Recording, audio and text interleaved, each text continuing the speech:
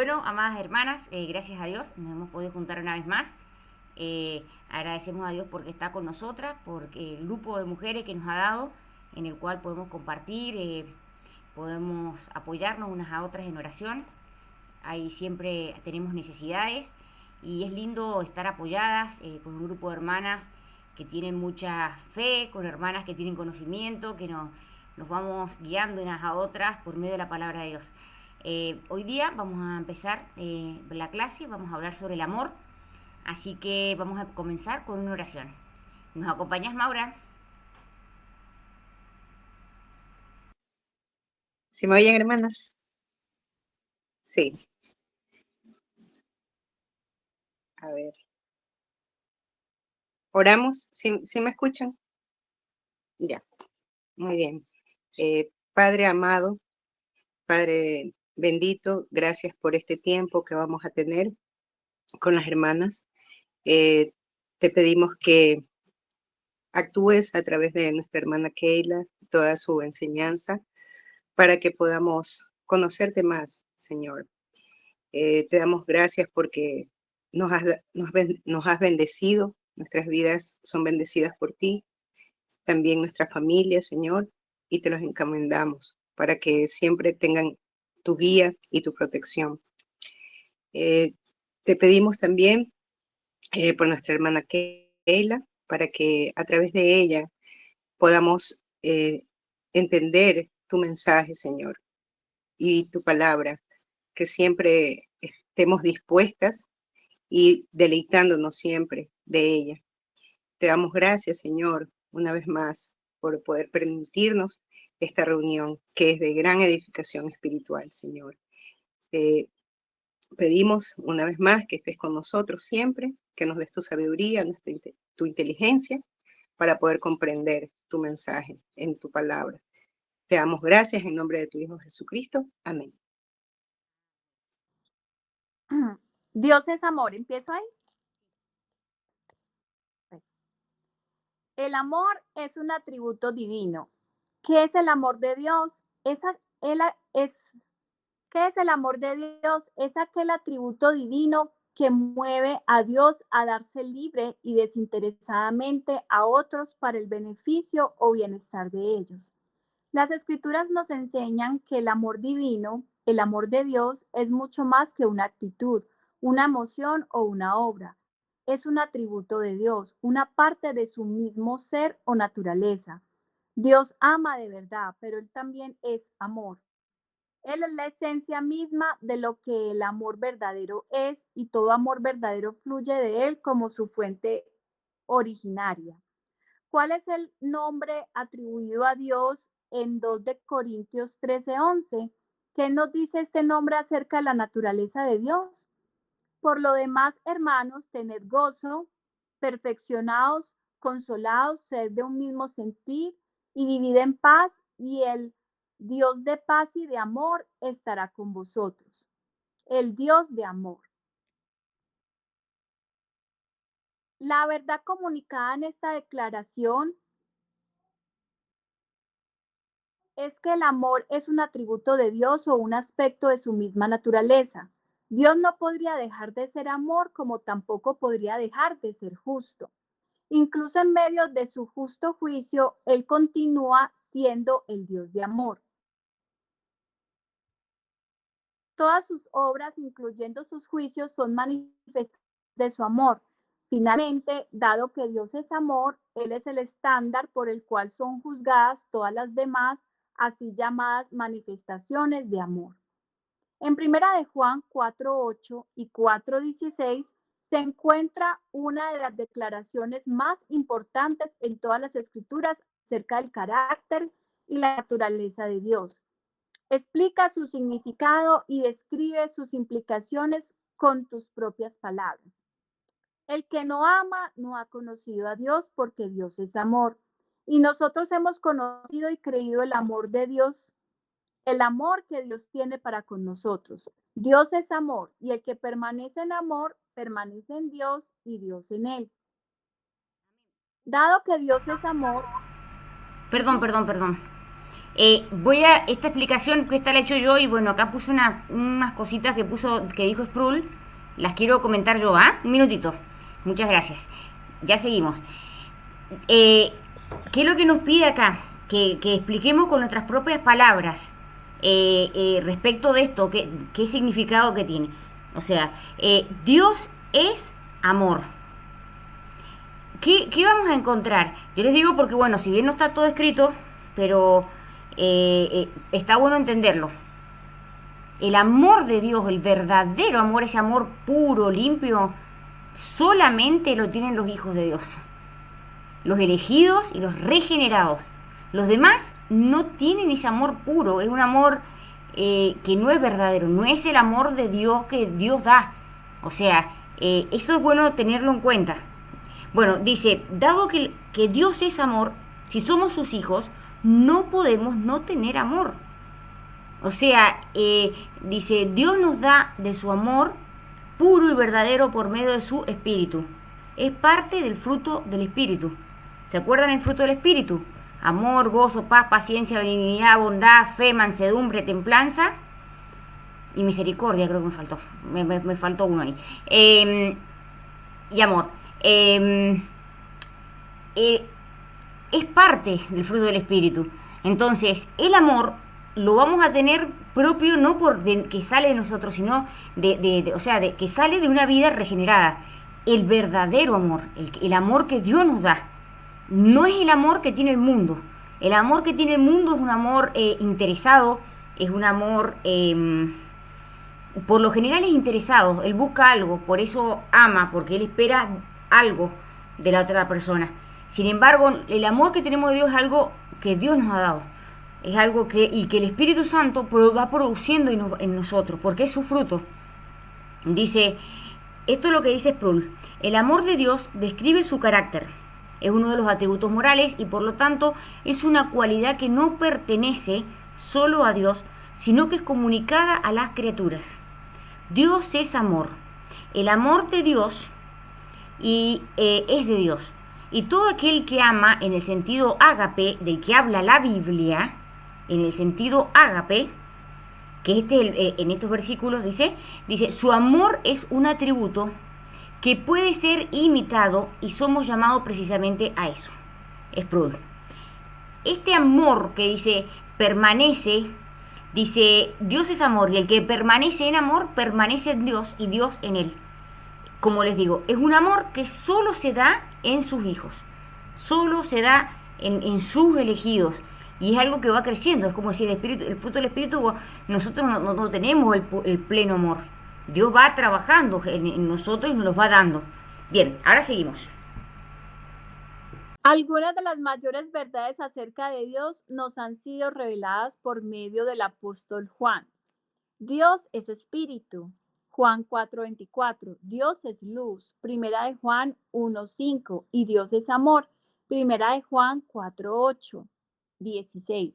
Es importante reconocer que las escrituras declaran que Dios es amor y no que el amor es Dios. Las dos frases no son intercambiables. El universo no fue creado ni está gobernado por un sentimiento, una emoción o una actitud llamada amor, sino por el soberano Señor de la Escritura, quien en su naturaleza misma es amor. El justo Estoy interrumpiendo mucho, pero han visto cómo está mal interpretado el amor de Dios. Es increíble en el mundo y en los cristianos que no tienen conocimiento. Ellos piensan, no, que Dios es amor, entonces no me pueden juzgar, Dios me ama, esto, lo otro. Entonces quieren tapar sus pecados, quieren tapar todo, o sea, su rebelión a la ley de Dios, pero ya lo vamos a ver mejor más adelante, pero tenemos que entender que el amor de Dios es un atributo que es eterno, que viene desde la eternidad, porque Dios es parte de Dios, pero no es solo amor, está la justicia, está la ira, está la santidad de Dios, y todas estas cosas están juntas. Entonces, eso es lo que no entiende el mundo. El mundo hace un ídolo de Dios. No, si Dios es amor, entonces yo puedo hacer lo que yo quiero. Si total Dios es amor, me va a perdonar. No, porque Dios es santo. también. Entonces son muchas cosas que se van juntando. O sea, Dios no es la suma de sus atributos, sino que es todos sus atributos. Todos los atributos. No es que Dios más amor, un poco más acá. No, no, no, no. Dios es todo. Ya hemos visto el atributo de simplicidad. Que Dios es simple, no tiene partes, sino que es todo. Ahora seguimos. El justo amor de Dios. Antes de avanzar más en nuestro estudio del amor de Dios, debemos asegurarnos de que estamos pensando bíblicamente y que no distorsionando la perspectiva bíblica del amor de Dios con presuposiciones erróneas de nuestra cultura contemporánea.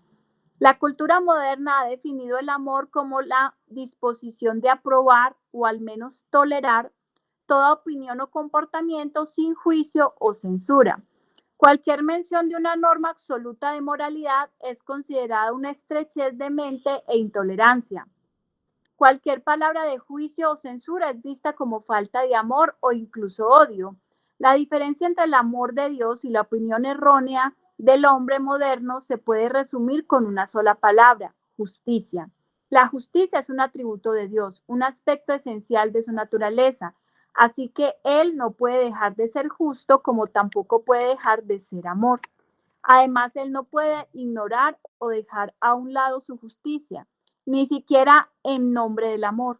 Dios es perfecto en todos sus caminos y todos sus atributos existen juntos en perfecta armonía, sin contradicción ni confusión. Por lo tanto, el amor de Dios siempre debe ser un amor justo. Esta es la gran razón por la que Cristo murió.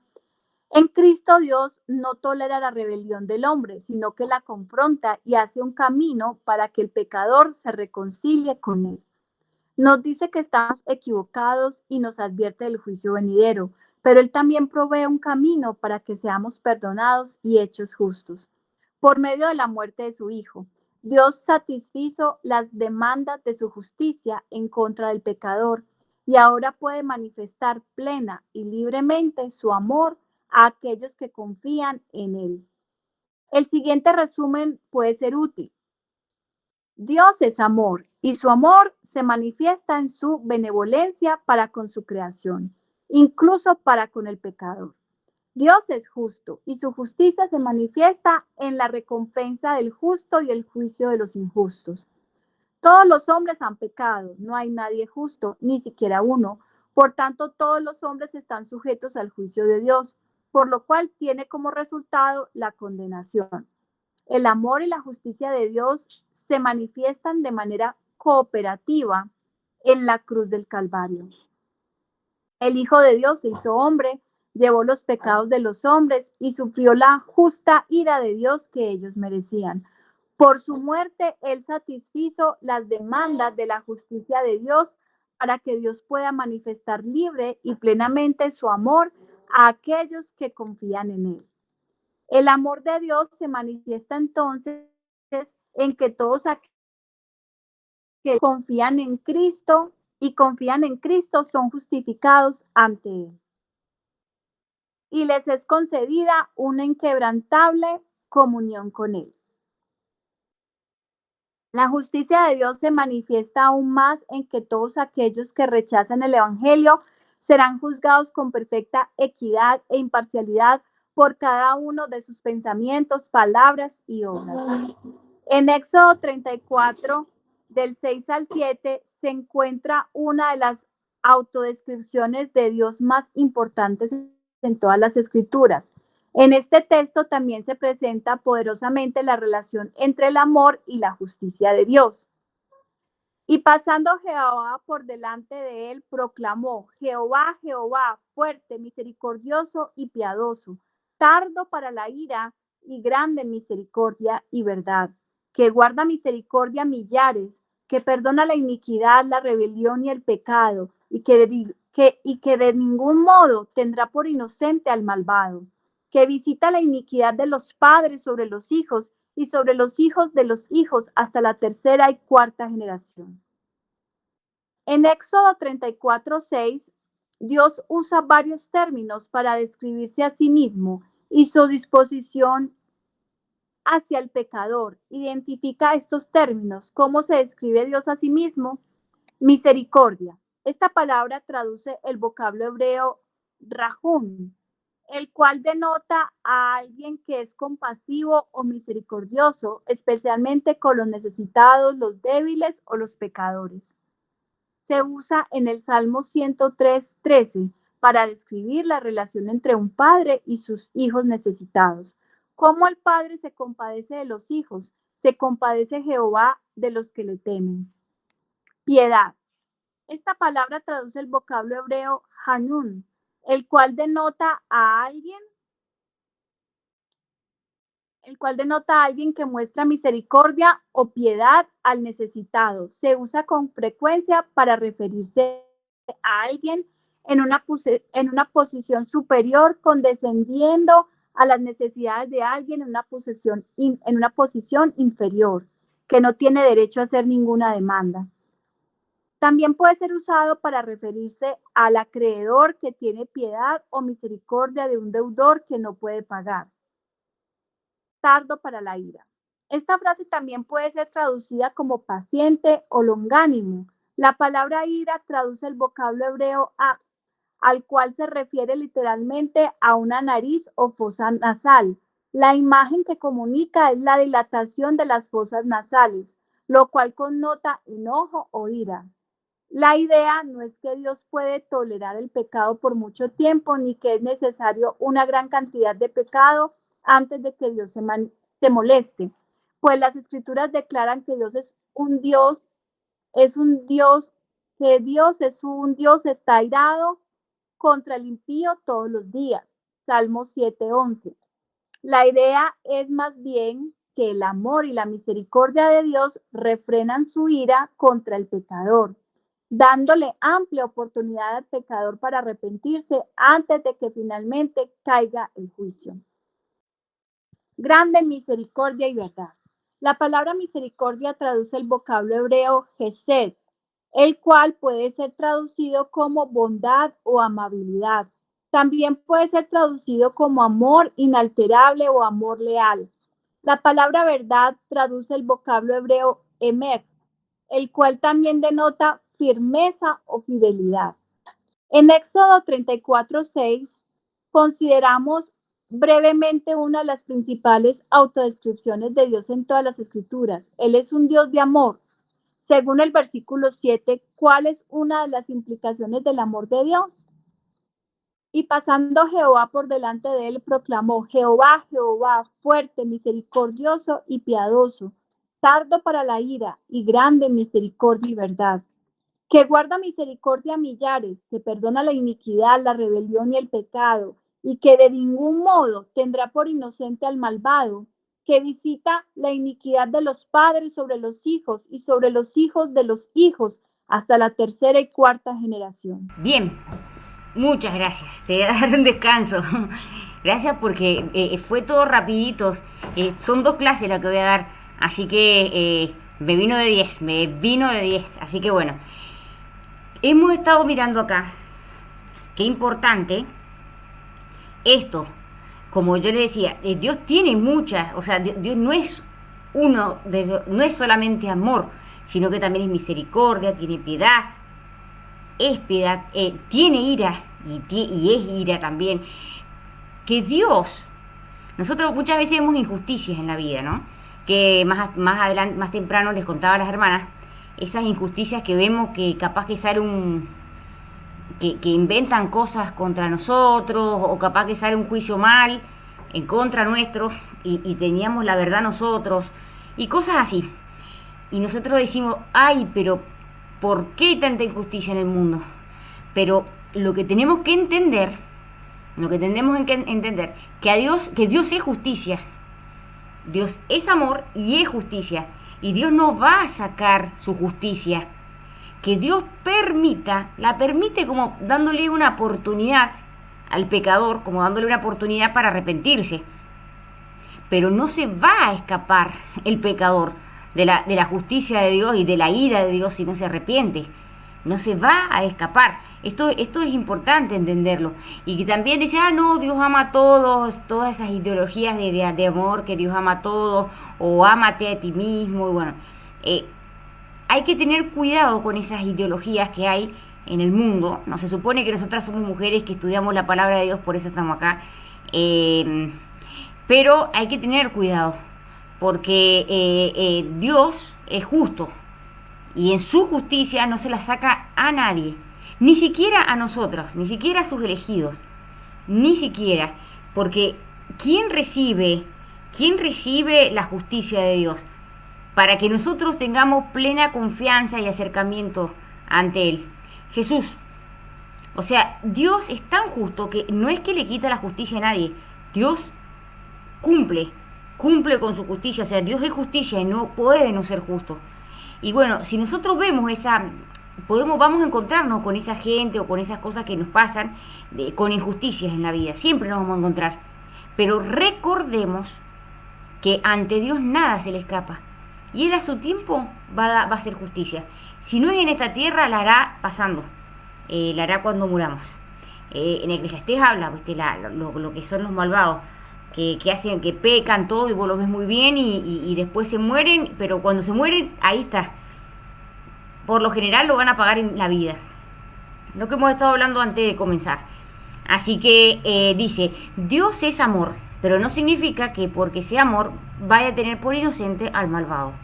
Dios es amor y es justicia y también ira.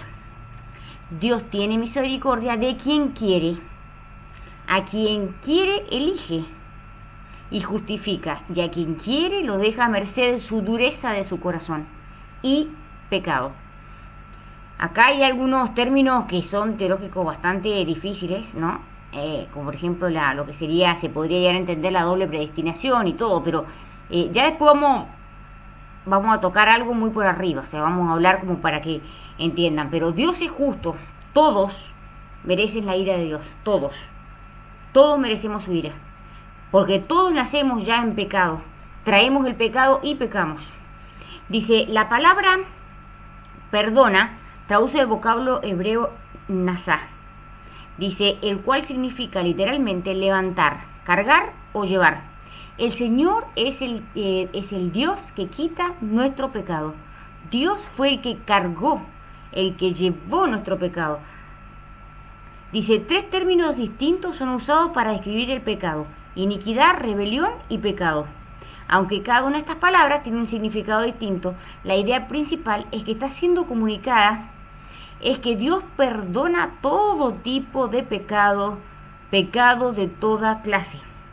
Esta de verdad debería darnos gran consuelo a los pecadores. Y sí,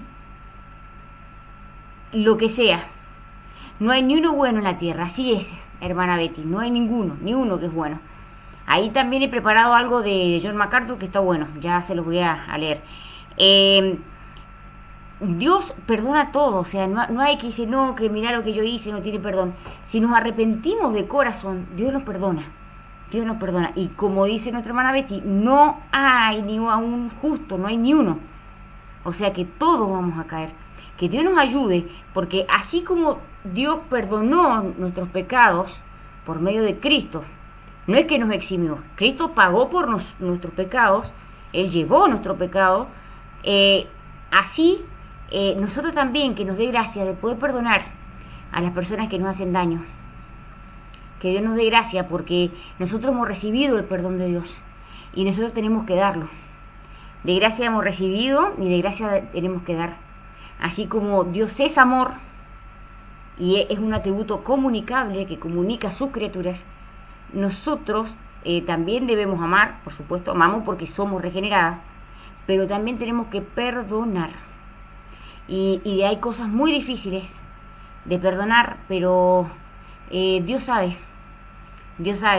Y hay que pedirle a Dios, Señor, no puedo perdonar esto, no puedo, es muy grande lo que me han hecho, pero el Señor sabe. Y el perdón también es un don de Dios, es algo que Dios nos da. Entonces nuestra carne no quiere, pero tenemos el Espíritu y nosotros hemos vencido a la muerte, hemos vencido a la carne por medio de Cristo. O sea, entonces ya somos más que vencedores. Entonces, si le pedimos a Dios, nos arrepentimos, nos humillamos, le decimos, Señor, no puedo perdonar esto, el Señor nos va a ayudar. Yo no quiero estar mal contigo, el Señor nos va a ayudar. Dice, Dios declara en Éxodo 34, del 6 al 7, que Él es el Dios de amor. que Él perdona todo tipo y clase de pecados. Sin embargo, Él también explica cómo responderá a quienes sean declarados culpables. O sea, el que es culpable, el que no se arrepiente, ¿cómo va a ser declarado? ¿Cuál es la respuesta? Dice, ¿cómo pueden ser reconciliadas estas dos verdades? Aquí vemos, al parecer, una gran contradicción. Dios ama y perdona al pecador. Y sin embargo, advierte que ningún pecador quedará sin castigo. ¿Cómo pueden ser reconciliadas estas dos declaraciones aparentemente contradictorias? La respuesta se encuentra en Jesucristo, en su justicia. Dios sí castiga a cada pecador por cada pecado. Sin embargo, en amor, acá dice, Dios envió a su Hijo como sustituto para llevar los pecados de su pueblo y sufrir el castigo que ellos merecían. En la muerte de Jesucristo, Dios demuestra tanto su justicia como su amor. Acá tenemos el pacto, un pacto que Dios hace, un pacto que hace intratrinitario. En la Trinidad, desde la eternidad ya Dios había hecho ese pacto. Este pacto intratrinitario ya Dios lo había hecho, porque Dios sabía que nosotros no nos íbamos a salvar. Entonces Él ya nos amaba, desde la eternidad ya nos amaba. Entonces pasa que nosotros tratamos de traer todo al tiempo, porque somos temporales, pero Dios no es temporal. Como ellos ya tenían todo ese plan. El Padre lo manda al Hijo, el Hijo nos redime, muere por nosotros, viene a la tierra, cumple la ley. ¿Y qué pasa? Y el Espíritu Santo trabaja en nuestros corazones. Dice, los que creen en el Evangelio son perdonados gratuitamente, porque sus pecados ya han sido castigados por medio del sufrimiento y la muerte de Cristo en el Calvario. Los que rehúsan creer siguen siendo completamente responsables por sus pecados y serán juzgados ante el trono de Dios. Nadie se escapa del trono de Dios. Todo el mundo se piensa que va a vivir 1000 años, miles. Y no. Y pecan y no les importa, lamentablemente. Dice, basado en lo que hemos aprendido en esta lección, resume con tus propias palabras la verdad de esta verdad bíblica. Dice, basado en lo que hemos aprendido, dice, con tus propias palabras, declara cómo las dos declaraciones pueden ser reconciliadas. Dios perdona todo tipo y clase de pecados y que el Dios de ninguna manera dejará sin castigo al pecador. No lo anoté, pero se lo voy a decir. Ay, que no se haya tapado. Me parece que se me tapó. No, creo que no. Bueno, como ya lo hemos dicho en la clase, Dios perdona al pecador que ha elegido, al pecador redimido, no perdona. O sea, al que ha sido elegido desde antes de la fundación del mundo, ese que ha sido elegido es regenerado, como ya hemos visto en las clases anteriores, es regenerado por medio del Espíritu Santo, de Dios el que le da vida, Dios le da vida, que eso llega a través del Evangelio, y ahí él es perdonado. Dios perdona todos sus pecados y no lo hace santo. Dios no esa santificación posicional por medio de Cristo. Esto es importante que entendamos, que Dios nos eligió y Dios nos ama. O sea, que Dios nos ama y nos perdona es por Cristo. Si no fuera el nexo Cristo, Dios no merecemos amor. Dios nos ama en Cristo. Dice, entonces Dios perdona todo nuestro pecado. Obviamente nosotros nos arrepentimos cuando somos regenerados, tenemos una nueva vida, una nueva naturaleza, y que en ninguna manera dejará sin castigo al pecador. Nosotros somos pecadores, también merecemos el castigo, pero tuvimos misericordia y gracia de Dios. Entonces, nuestro castigo lo pagó Cristo, y los demás van a tener que pagar el castigo que merecen. O sea que Dios no es injusto, nunca. Bueno, ahora quise mostrar un poco de John MacArthur, me pareció importante. Tiene que ver un poco como con el Evangelio también, pero también tiene que ver con esto, porque muchas veces nos creemos que Dios nos tiene que amar. Pero ¿por qué nos ama? Es importante entender cuál es nuestra posición ante Dios. Si no entendemos todos los días, porque el Evangelio lo necesitamos todos los días, nosotros no vamos a poder responder ese amor, no vamos a poder adorar a Dios como realmente lo merece, no vamos a poder alabarlo como Él lo necesita, o sea, como Él no nos necesita, pero nosotros necesitamos de Él, necesitamos adorarlo. Entonces, bueno, dice, de acuerdo a Romanos 3 del 10 al 12, dice, cada hombre es culpable de 6 cosas. 1, ninguno es justo. 2, ninguno entienda. Ninguno busca a Dios. Todos se han desviado. 5, se volvieron inútiles. 6, nadie hace lo bueno. Ahí están esas personas que siempre dicen, no, pero yo no le hago mal a nadie, mirá, yo... No te sirve, no te alcanza tu justicia. Acá la Biblia dice claramente, nadie hace lo bueno. Dice, se sumariza cuál es la respuesta al problema. Por cuanto todos pecaron y no alcanzaron la gloria de Dios. Ahí está todo, todos pecaron. Nadie no alcanza, nadie puede alcanzar la gloria de Dios. ¿Tolerará Dios el pecado? Maldito el que no permanece en todas las cosas escritas en el libro de la ley para hacerlas.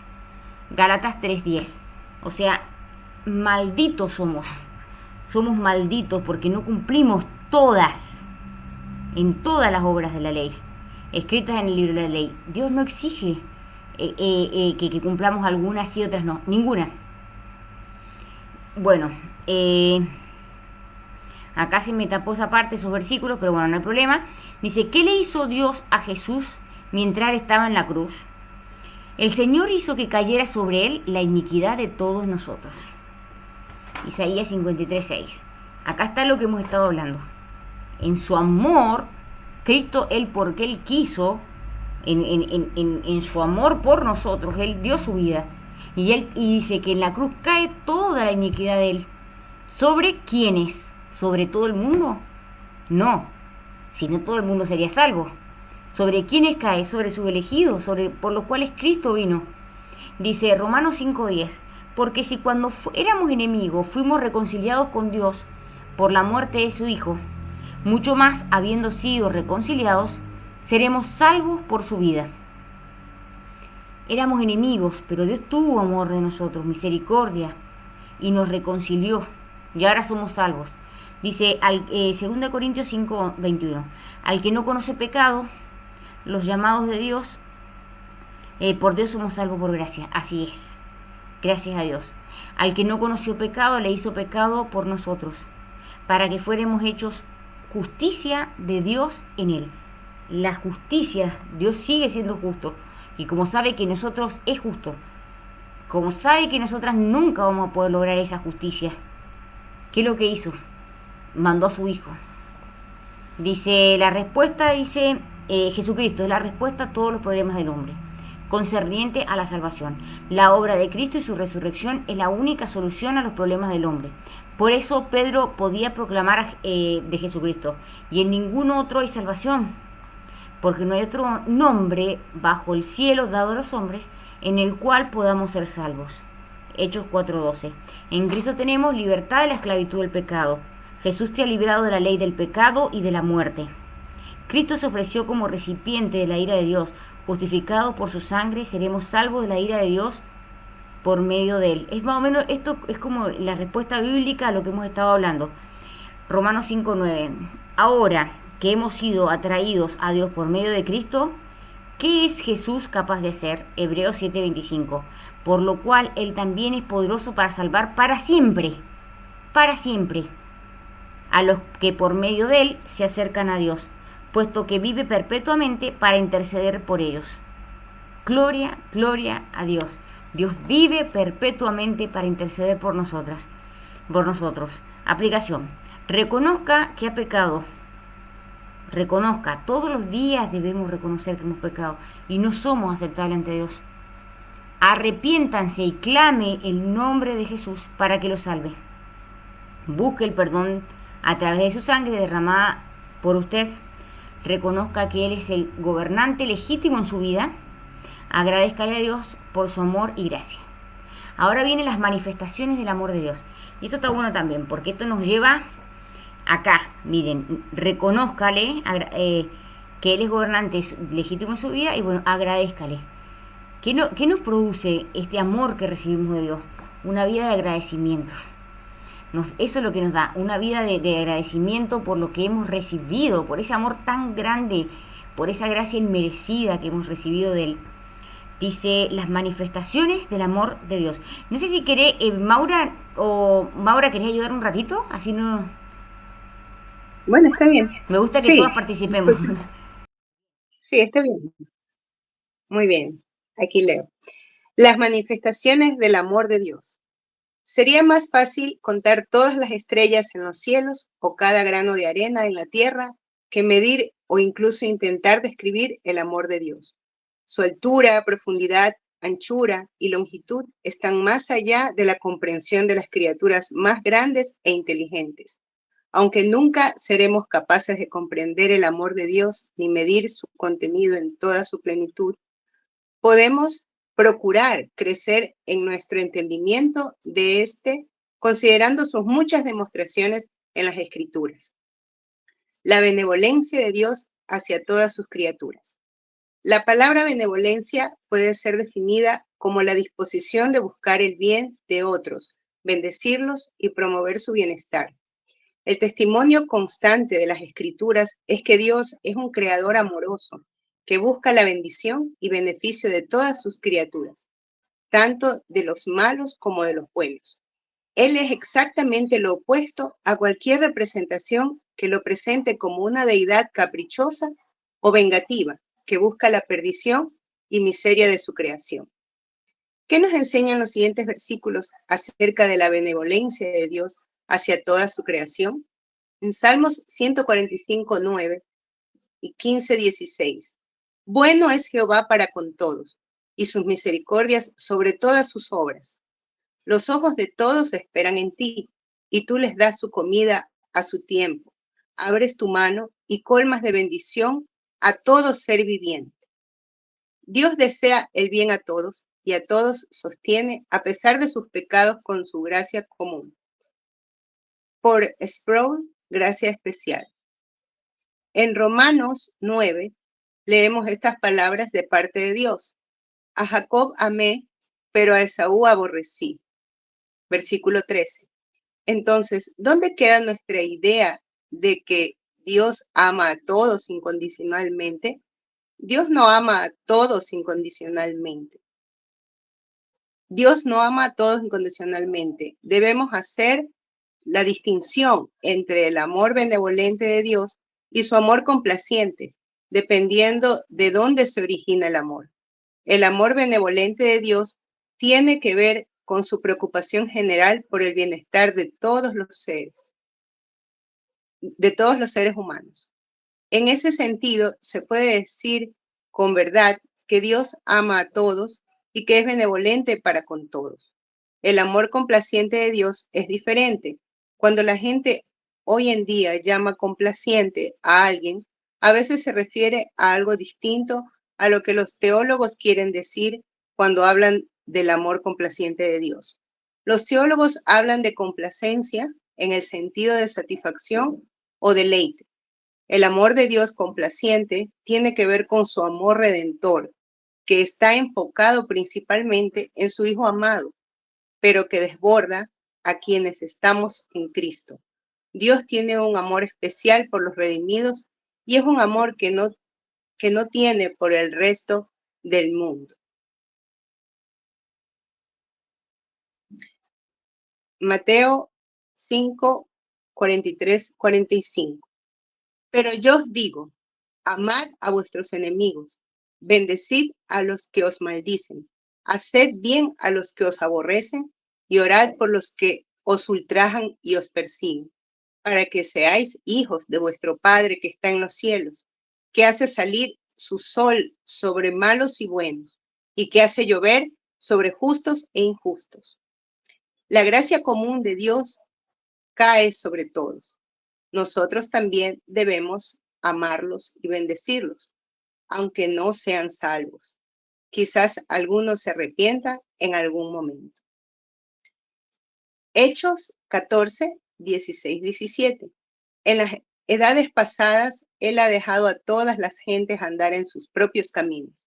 Si bien no se dejó a sí mismo sin testimonio, haciendo bien, dándonos lluvias del cielo y tiempos fructíferos, llenando de sustento y de alegría nuestros corazones. Estos tres ejemplos de la benevolencia de Dios hacia su creación se vuelven aún más impresionantes cuando consideramos que la creación ha caído en el pecado y la degradación. Sería un acto indescriptible de benevolencia si el Dios infinitamente glorioso del universo se humillara para hacerse cargo de criaturas justas que lo honraran en cada uno de sus pensamientos, palabras y obras. Pero Dios muestra su benevolencia hacia el hombre caído, quien vive en rebelión contra él. Según los siguientes versículos, ¿cómo debería responder toda la creación a la benevolencia de Dios? En Salmo 147, 7 al 9. Cantad a Jehová con alabanzas, cantad con arpa a nuestro Dios. Él es quien cubre de nubes los cielos, el que prepara la lluvia para la tierra, el que hace a los montes producir hierba. Él da a la bestia su mantenimiento y a los hijos de los cuervos que claman. En Salmo 150. Todo lo que respira, alabe a Jehová. Aleluya. Comprender la benevolencia de Dios y su amor no debería llevar a una vida de completo agradecimiento, porque no merecían a nos debería llevar a una vida. Claro, así es. Nos debería llevar a una vida de completo agradecimiento, porque no mereciendo ninguna,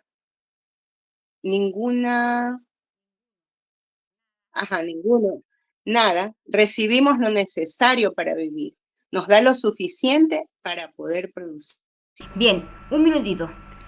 Acá está mostrando que también de lo que hablaba Prul, que está muy bueno, que Dios nos ama, pero no es que a todos los ama de la misma forma.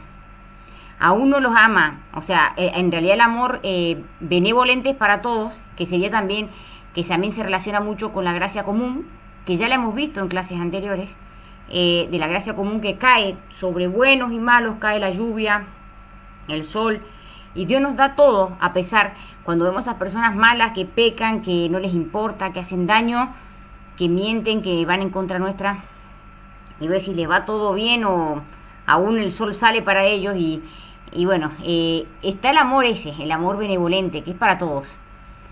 Y bueno, a veces Dios lo saca también, y Dios a veces hace justicia y tienen que pagar. Pero bueno, ese es el amor que es para todos.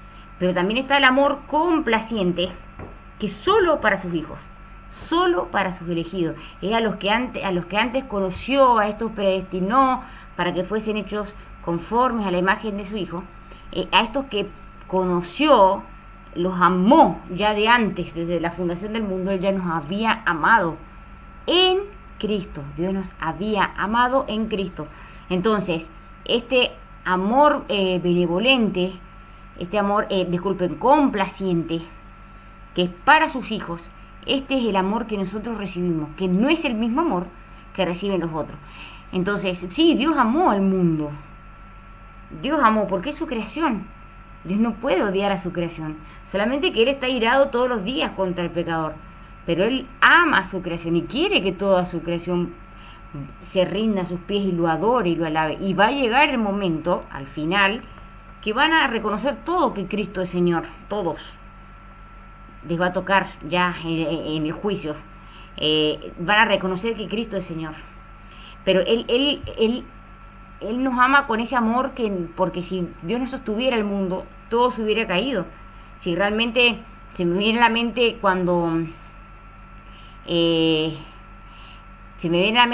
viste que disculpen ahí que se me fue el nombre ahora, pero bueno, tampoco es tan importante eso. El tema es que Dios nos ama a todos. Ahí está, cuando estaba Juan y Zebedeo, los hijos de Juan, los hijos de Zebedeo, Juan y se me fue el otro nombre, bueno, que estaban con Jesús y que cayera un trueno, dice, le llamaban los hijos del trueno, dice que caiga un rayo y mate Entonces, realmente, si fuera así la ira de Dios, realmente todos mereceríamos así. Se me fue el otro nombre del hermano de Juan. El tema es este, no, Dios tiene misericordia y Dios retrasa su ira y Dios retrasa su ira. Y bueno, Dios quiere que vuelvan. El tema es que ya hemos visto recién, nadie quiere ir a Dios. Todos prefieren su vida, se prefieren unos, se ponen primeros a ellos y no a Dios primero. Ese es el tema. Nuestra naturaleza no regenerada, la naturaleza no regenerada no quiere ir a Dios. Y bueno, nosotros hemos recibido la complacencia y la benevolencia de Dios en darnos ese amor tan grande que nos eligió mereciendo la ira de Dios. Así que esto es un motivo para alabarlo. Bien, sigamos. Considerando, ¿querés, Maura, leer un poquito más y ya después sigo yo? Sí.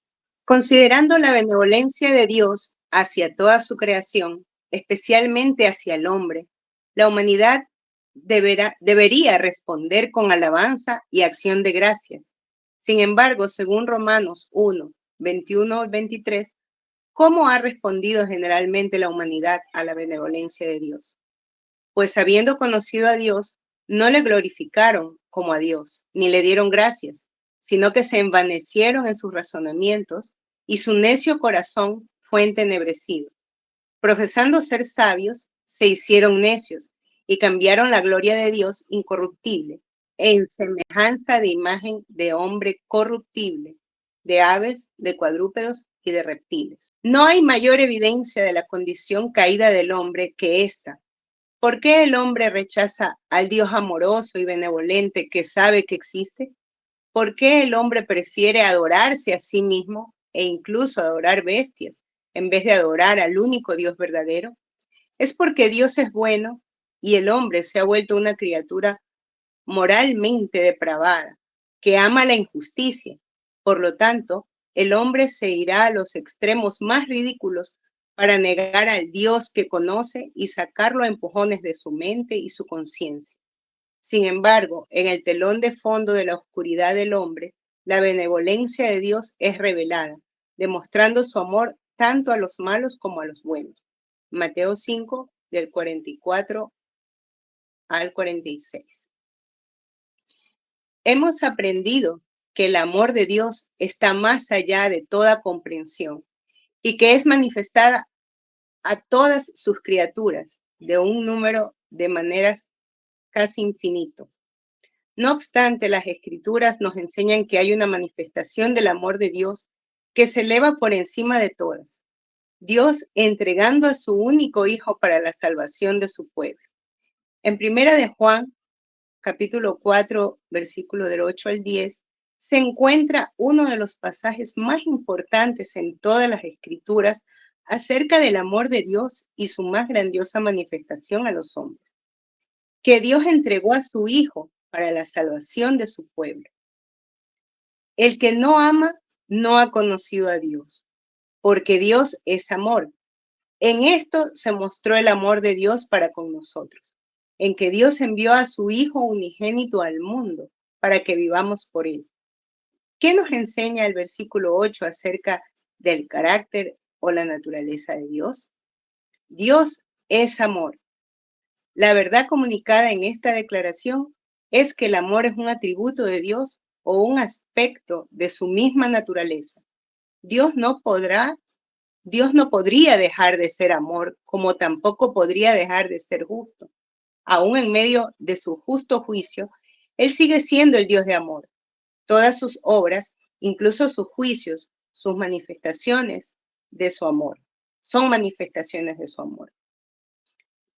Según el versículo 9, ¿cuál es la manifestación más grandiosa del amor de Dios hacia su pueblo?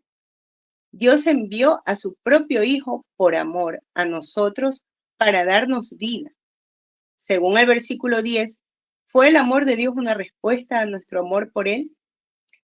En esto consiste el amor, no en que nosotros hayamos amado a Dios, sino en que Él nos amó a nosotros y envió a su Hijo en propiciación por nuestros pecados. El texto es muy claro. Nuestro amor por Dios es el resultado de su amor por nosotros y de la obra de salvación que Él ha logrado en nuestra vida. Es importante notar que la manifestación más grandiosa del amor de Dios no es solo que Él envió a su Hijo, sino también que Él lo envió para sufrir y morir como propiciación. La palabra propiciación viene del vocablo griego hilasnos, el cual se refiere al sacrificio que es hecho para satisfacer la demanda de la justicia, las demandas de la justicia de Dios, y hacer posible que un Dios justo perdone completamente al pecador. Esto es exactamente lo que la muerte de Cristo logró. Es la manifestación más grandiosa del amor de Dios y la mayor razón por la que el pueblo de Dios debería amarlo. Hemos aprendido de Primera de Juan 4, 8 al 10, que el hecho de que Dios enviara a su Hijo para que muriera por los pecados de su pueblo es la mayor demostración de amor inmerecido e incondicional. ¿Qué nos enseñan los siguientes versículos acerca de esta verdad? ¿Por qué Dios envió a su Hijo para que muriera por nuestros pecados y nos salvara del juicio? Juan 3, 16 al 17. Porque de tal manera amó Dios al mundo que ha dado a su Hijo unigénito, para que todo aquel que en él crea no se pierda, mas tenga vida eterna. Porque no envió Dios a su Hijo al mundo para condenar al mundo, sino para que el mundo sea salvo por él. El amor de Dios no solo se manifiesta en que Él envió a su Hijo, sino también en la bendición que reciben los que creen en Él, la vida eterna. La primera venida de Cristo no fue para juzgar a los pecadores, sino para llevar a cabo una obra de salvación a favor de ellos.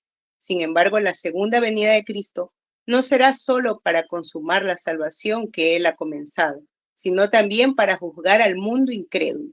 Bien, muchas gracias. Te voy a dar un descanso. Muchas gracias. Miren, acá cuando dice, de tal manera, que este es el versículo más, hasta mal interpretado también, amó Dios al mundo, que ha dado a su Hijo unigénito, para que, y ahí se quedan, para que todo aquel que en Él cree no se pierda, bueno, más tenga vida eterna. El tema es que ellos creen que uno puede creer por sí mismo. Ese es el tema. Como dice, no, Dios ha amado a todo el mundo. Esa es el universalismo, o sea, una forma universal de ver que Dios amó a todo el mundo. En realidad sí, Dios amó. El tema es que Dios ha dado a su Hijo unigénito para que todo aquel que en Él cree, ahí está, es la cláusula, todo aquel que en Él cree, realmente, ¿todos creen verdaderamente en Él? No. No se pierda, más tenga vida eterna. Dios, nosotros, por medio, una vez que hemos sido regenerados, nosotros respondemos con arrepentimiento y fe. Arrepentimiento y fe. Y creemos en Él. Pero esto no es de todos, es de algunos. Ahí está el tema. Todo aquel que en Él cree, no se pierda. Si nosotros creemos en Él, no nos vamos a perder. Y ya tenemos la vida eterna. O sea, obviamente que cuando estemos en el cuerpo glorificado, ahí sí vamos a disfrutar plenamente. Pero ya tenemos la vida eterna. ¿Por medio de quién? Por medio de Cristo. Por medio de su obra redentora. Pero es importante entender esto porque el universalismo trata como que todos pueden creer si quieren, y no es así, no es nuestro. Nosotros creemos porque ya Dios nos ha implantado la fe. La fe es un don, es un regalo de Dios a sus hijos. Entonces Dios nos da esa fe para que nosotros podamos creer. Ni siquiera nos podemos jactar de decir, no, yo creo en Dios, por eso tengo vida eterna. No, nosotros creemos en Él. Todo aquel que en Él cree es una cláusula que separa. Sí, Dios amó a todos, pero Dios a algunos quiso elegir y a otros no, porque Él quiso. El Dios de quien quiere tiene misericordia, el que quiere endurecer, endurece. Dice, bien, esto ya lo había leído ella, sigo acá. Romanos 5, del 6 al 8. Porque Cristo, cuando aún éramos débiles, a su debido tiempo murió por los impíos. Ciertamente apenas morirá alguno por un justo, con todo pudiera ser que alguno osara morir por el bueno. Mas Dios muestra su amor para con nosotros, es que aun siendo pecadores, Cristo murió por nosotros.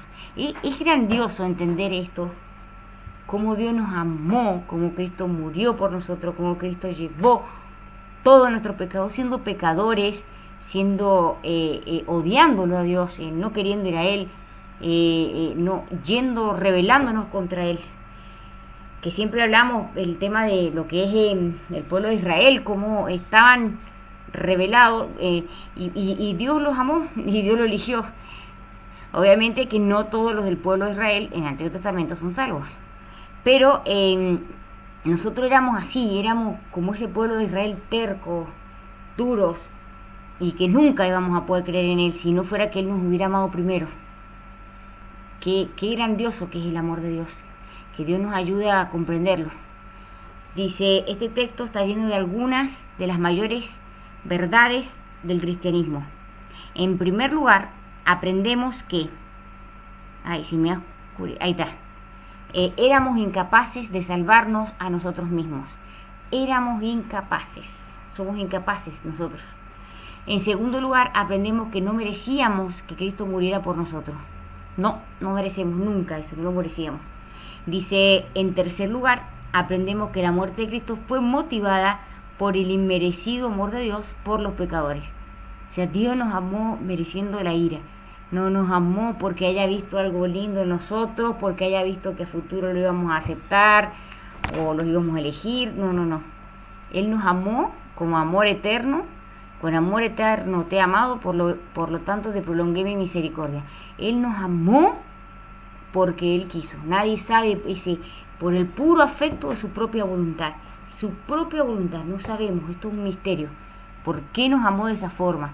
Y por cuál nos eligió. Qué grande es. Dice, si Dios nos amó tanto que dio a su Hijo Dios, para que muriera por nosotros, aun cuando éramos enemigos delante de Él, ¿qué hará este amor que Dios haga por nosotros ahora que somos sus hijos? ¿Qué nos enseñan los siguientes versículos? Dice, mas Dios muestra su amor para con nosotros en que, siendo aún pecadores, Cristo murió por nosotros.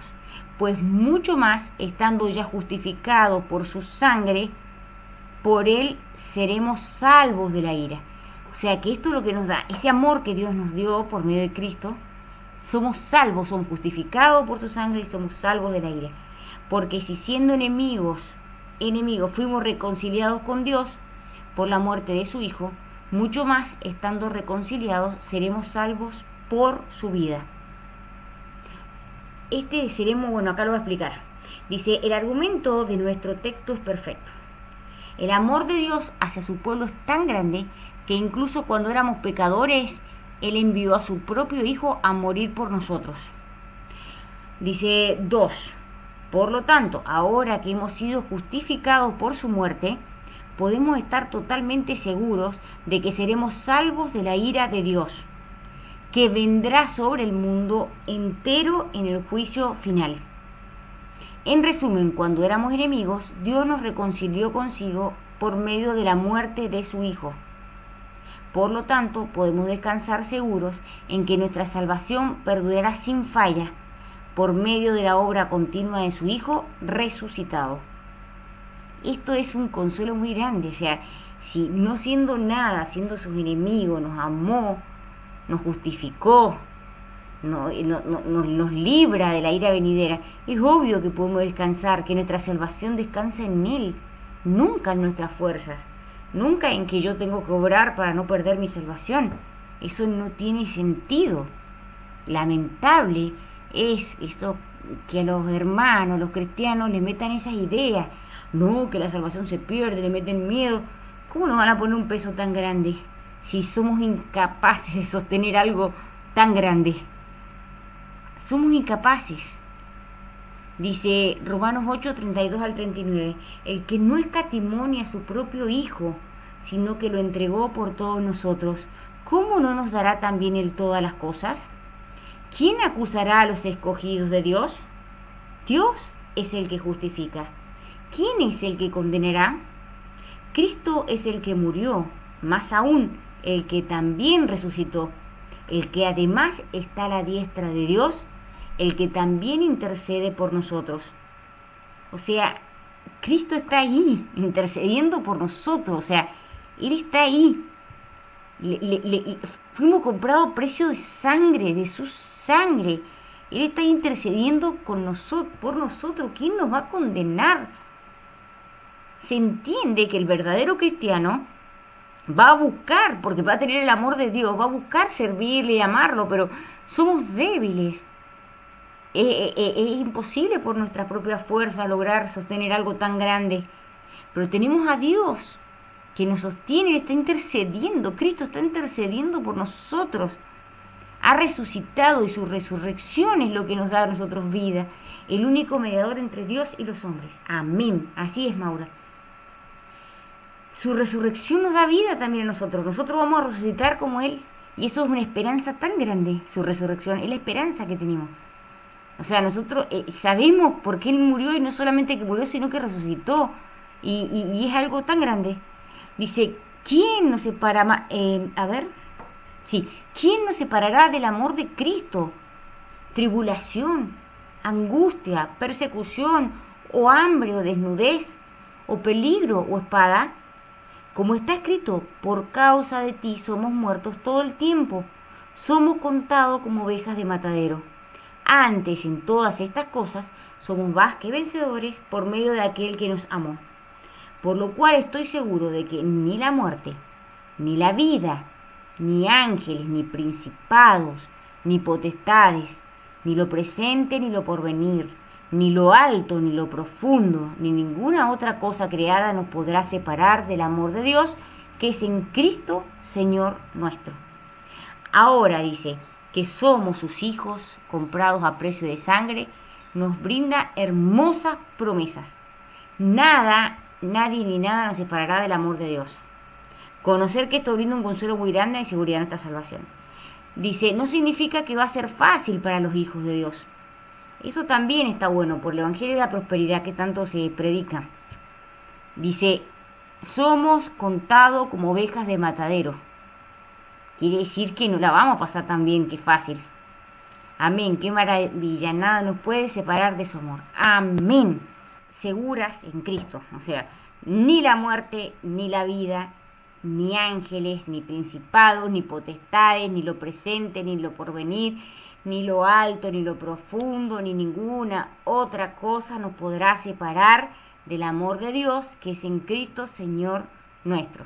O sea, estamos seguras en Cristo, y nada nos va a separar de ese amor que Dios nos ha tenido, de ese amor complaciente. Nada. Acá la Biblia te da todo lo que podría ser. Nada nos puede separar, ni siquiera la muerte nos puede separar del amor de Dios. Qué grande consuelo, tenemos un fortísimo consuelo, estamos ancladas en la roca y nada ni nadie nos va a mover. Qué maravilloso es nuestro Dios, porque si fuera por nosotras mismas, no podríamos nunca lograrlo, nunca podríamos ser fieles, pero Él permanece fiel y su fidelidad es tan grande. Él nos sostiene y su amor no se acaba.